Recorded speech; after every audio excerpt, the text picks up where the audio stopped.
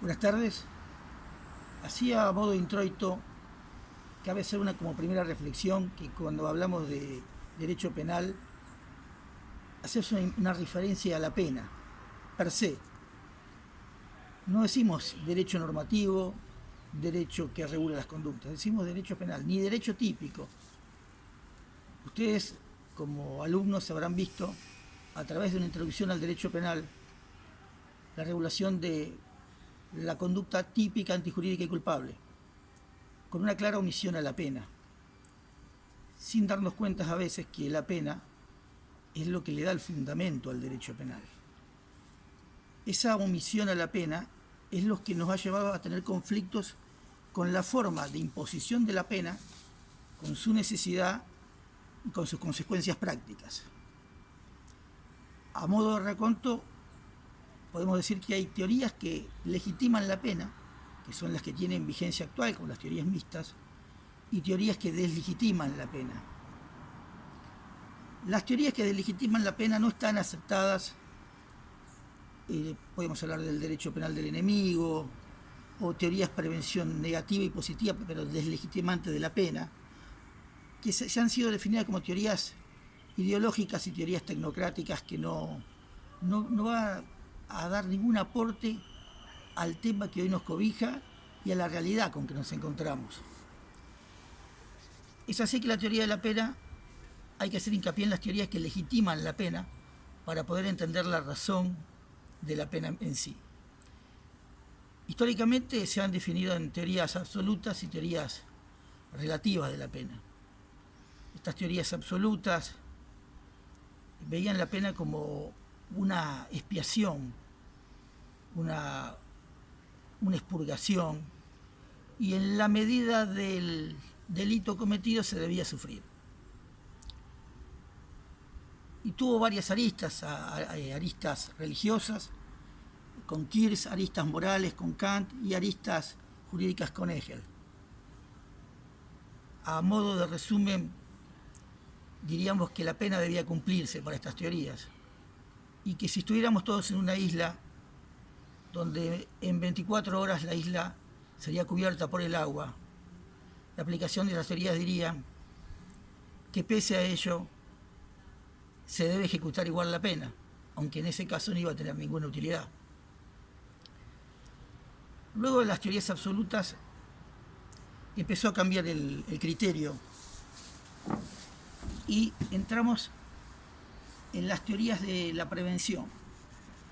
Las teorías de la prevención tienen dos aristas. Cuando va dirigida a todos es prevención especial. Cuando va dirigida en forma particular es general. Cuando va dirigida en forma particular es prevención especial. Es decir, si va dirigida a todos, prevención general. Y como no podía ser de otra forma, la prevención general se va a basar en mantener la fidelidad a la norma. Puede ser prevención general positiva o puede ser negativa. Cuando decimos positivo, siempre el fin va a ser tratar de mantener la norma. Y cuando decimos negativa, lleva implícita la palabra amenaza para que todos les quede claro el concepto. Cuando es negativa lleva implícita la amenaza y cuando es positivo lleva implícita la fidelización a la norma. La prevención general significaba que cuando pongo una norma, a una persona la castigo, la llevo a la cárcel o al ergástulo, como nos gusta decir, por el simple violación del acatamiento de la norma. O sea, hago que la sociedad entienda que si viola esa norma, va a purgar una condena. Y francamente no les interesa si la persona vuelve a delinquir o se cometen menos delitos. Ese era el gran problema que tenía la prevención general, que cuando es positiva, como dijimos que es bueno, fidelizo la norma. Cuando la prevención general es negativa, lo que hago, estoy diciendo que va a sufrir, el sentido va a ser de que va a tener un castigo en el caso de violar la norma. En el otro caso, fidelizaba la norma. Como dije recién, como no se ocupaban mucho de las personas, estas teorías empezaron a aparecer las teorías de la prevención especial. ¿Por qué? Porque, claro, dicen, ustedes se ocupan de hacer cumplir, de que no se viole la norma, pero acá lo importante es la persona. Y aparecieron las teorías de la prevención especial, que puede ser positiva o puede ser negativa. Hablamos siempre de una persona. Si es positiva, ¿qué tenemos que buscar? Que esa persona se reubique en la sociedad, se reinstale en la sociedad, se resocialice. Esas son todas las teorías del famoso de la resocialización. Que en realidad nacieron en Alemania y con un gabinete técnico donde 6 personas, 4, se ocupaban de 6 detenidos. Entonces había un abocamiento a esas personas para realmente socializarlas o resocializarlas. Claro, que eran países mucho más avanzados que nosotros, porque nosotros tenemos 2 problemas. En algunos casos tenemos que socializar primero y no se puede resocializar a quien no está socializado. O resocializarlo, pero eso había que tener elementos. Pero cuando estuvo hecho, su concepción era que ese gabinete de pocas personas se dedicaban a darle una inclusión a estos pocos delincuentes. Entonces era fácil una resocialización, que no tenía nada que ver con la visión, con la realidad actual.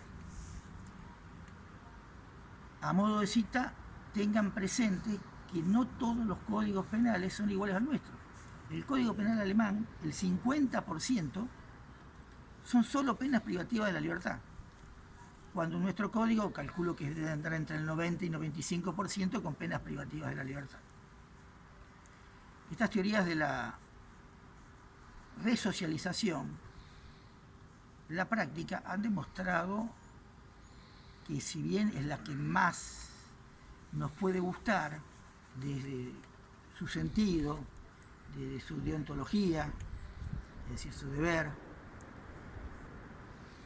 no ha sido muy fructífera y ni siquiera hay un estudio donde diga que la resocialización evita que se cometan nuevos delitos.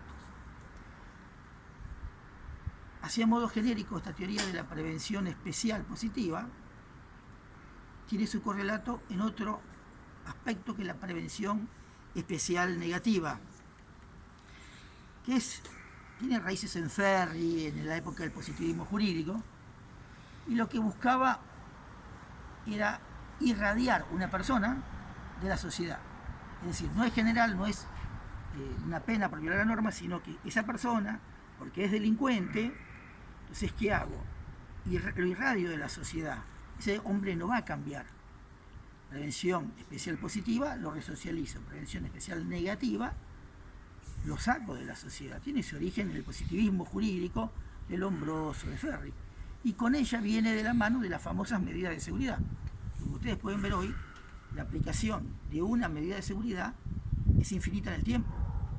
No tiene un plazo, por más que existe una normativa que diga la medida de seguridad no puede ir más allá de la pena, pero la realidad es que si ustedes van a tener un claro ejemplo como el de Robledo Puch, donde la pena la cumplió con creces, pero dicen, bueno, esta persona, por este perfil psicológico, no va a salir nunca. En realidad es un criterio de prevención especial negativo, es inocuizar o es irradiar a la persona de la sociedad.